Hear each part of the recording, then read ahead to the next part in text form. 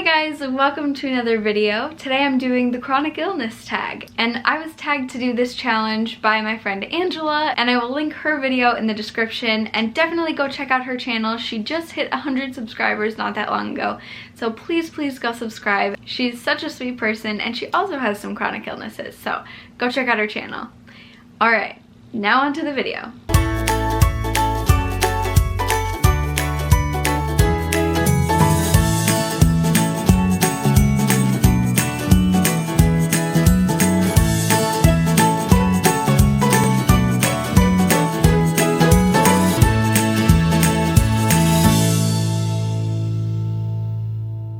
So if you've seen some of my other videos, you're probably gonna know the answer to a lot of these questions, but that's okay. So the first question is, what am I diagnosed with? My main diagnosis is Ehlers-Danlos syndrome, the hypermobility type. But along with that, I have severe gastroparesis, I have POTS, or postural orthostatic tachycardia syndrome, which is a form of dysautonomia.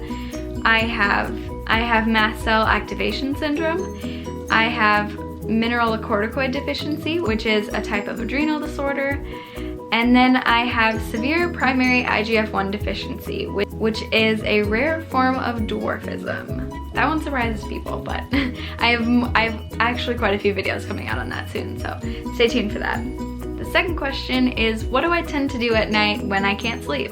Well, typically when I can't sleep, this depends. If I am having trouble falling asleep, then I'm on my computer, like watching Netflix or most likely watching YouTube. I will get sucked into a YouTube hole for hours and hours. However, if I wake up in the middle of the night and I can't fall back asleep, I'm on my phone 99% of the time, because I'll wake up and I'll try to go back to sleep, and then I'll be like, I'll grab my phone, what time is it? And then I'll check the time, and then I'm like, I should just check Instagram, and then I can't fall asleep for hours. So if I'm going to sleep, it's my laptop. If I wake up in the middle of the night, it's my phone. Third question, what's the worst experience or side effect you've had of a medication? That would have to be a seizure.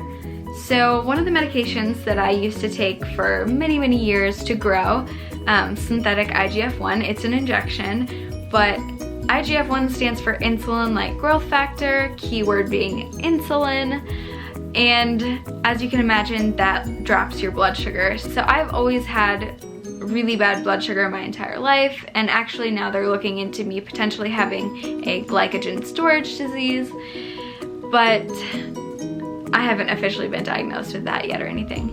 That medicine in combination with my already very terrible blood sugar would drop it really low, and I've gone to bed with low blood sugar and not known it, and had 2 seizures in my sleep, and it was because I took the medication and it caused my blood sugar to go too low. Fourth question, how has your condition impacted your mental health? It's impacted it quite a bit. I kind of go back and forth. Oh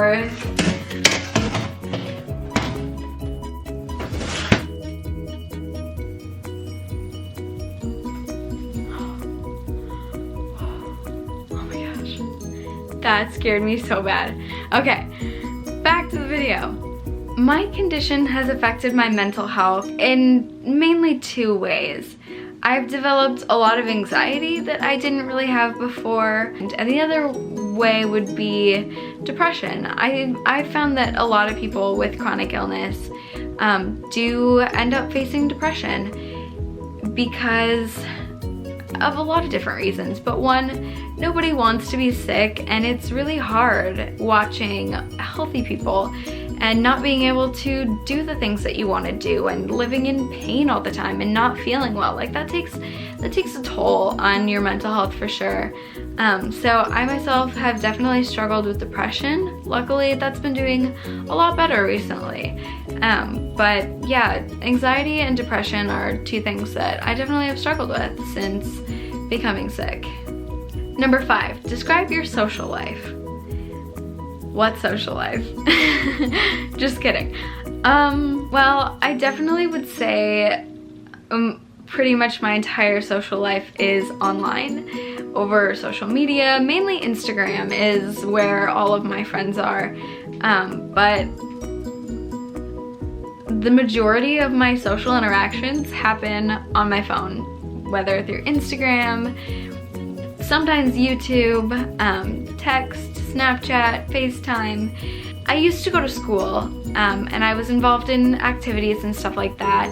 And then when my health got worse, I became homeschooled, and then eventually I had to stop doing the activities, and that was so hard on me. Like I got really upset after that, and I kind of pushed all of my real life friends away, and just because they were all still involved in those activities and I was jealous and angry, and so I just kind of pushed them all away and said like, it was too painful for me to even like be with them, because I was mourning the loss of my old life, and I just was it was just too hard for me to be with them. So I pushed mainly all of my in real life friends away, and I made new friends, ones that understood my illness and a lot of them that have the same illness, and that was over social media. I've slowly been getting more in real life friends, and most of those are through church activities, youth group, etc. And I'll hang out with them sometimes, but I'm not somebody who really like hangs out with friends a whole lot, because that's really hard on me, and I have a very limited energy supply, and it comes and goes. Like I'll be feeling fine one minute and totally terrible the next. And then if I have a friend over and I start feeling really terrible, then it's awkward.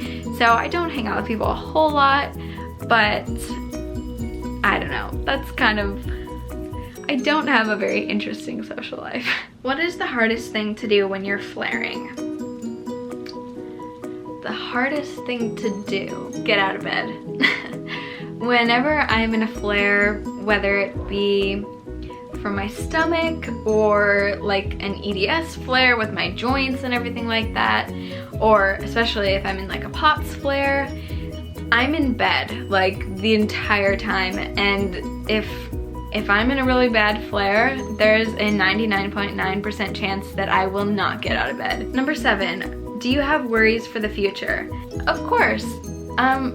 I find myself worrying about college, and if I'm homeschooled right now because my schedule needs to be so incredibly flexible, because my health is so unpredictable, and I worry about college and how I'm gonna make it consistently all the time through class, sitting in class, doing all that stuff, how I'm gonna make money and how I'm gonna have a job and where I'm gonna live and where my health is gonna be in the future. Am I gonna keep getting worse? Am I gonna get better?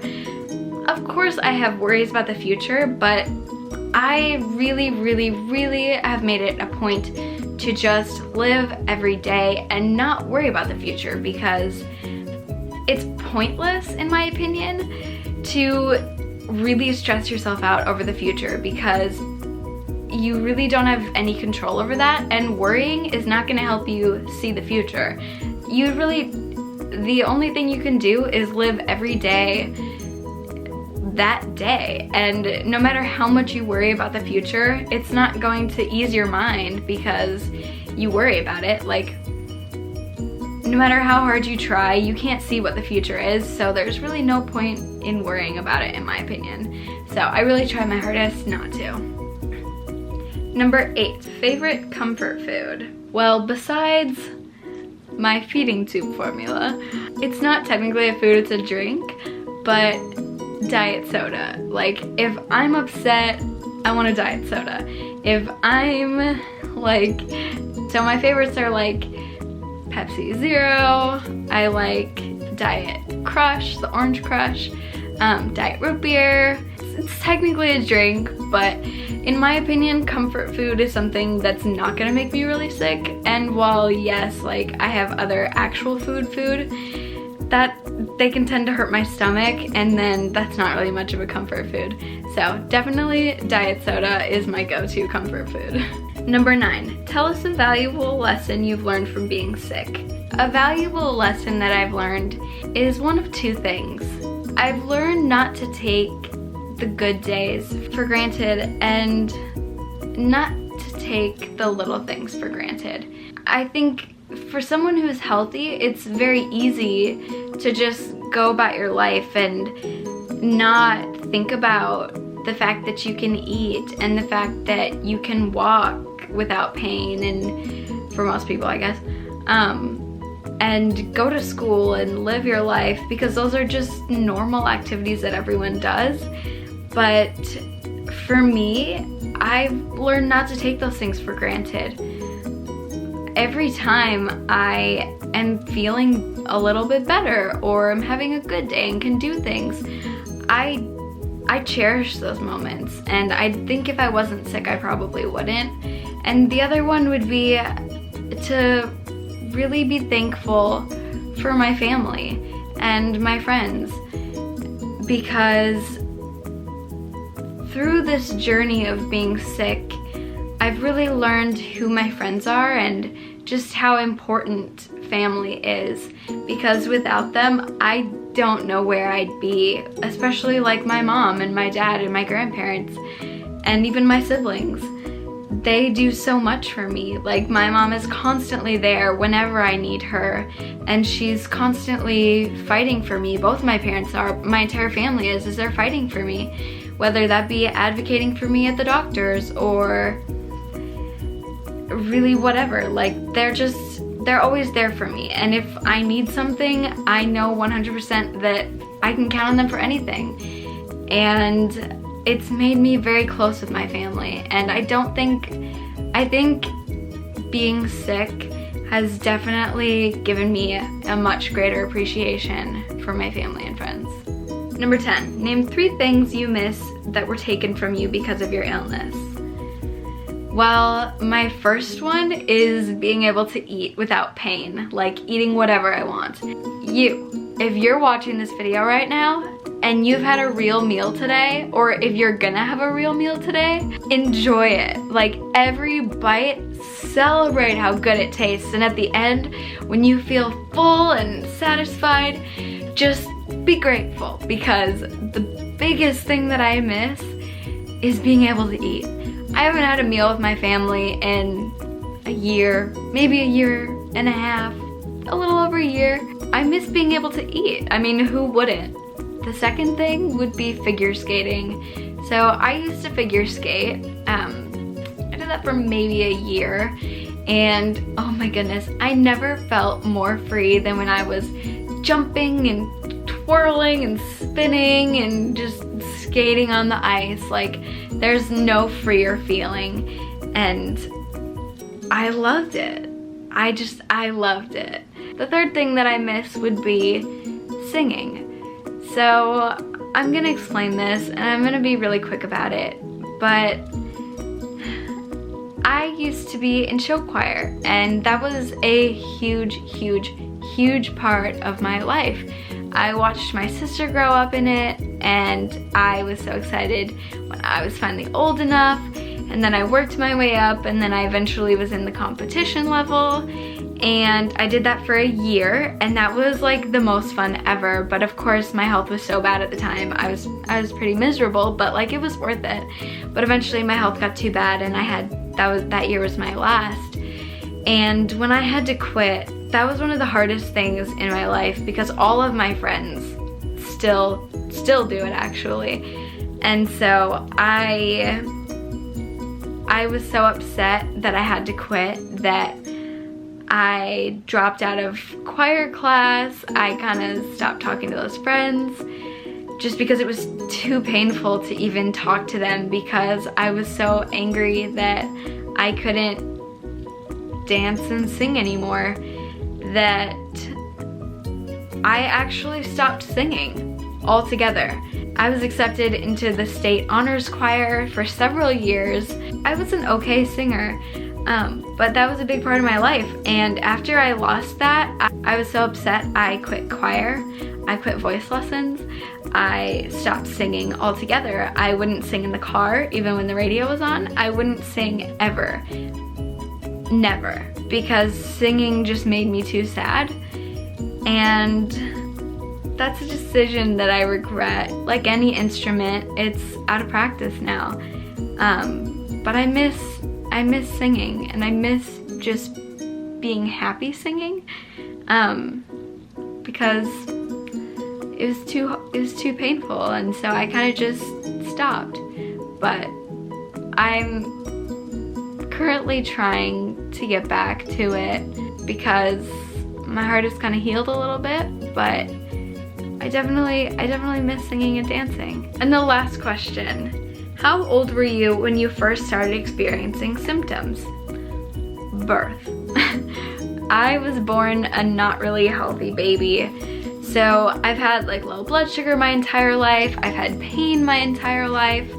I've had stomach issues my entire life, not nearly to this extent. I've only had gastroparesis for a little over 1.5 years. And of course, I was born with a rare form of dwarfism, so I've had growing issues my entire life.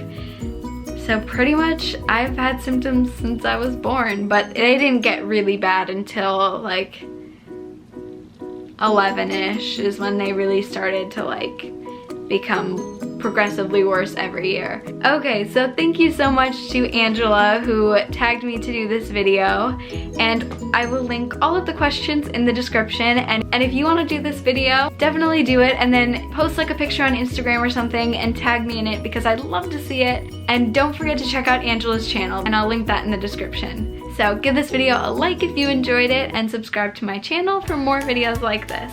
Thank you guys so much for watching, and I'll see you guys next time. Bye!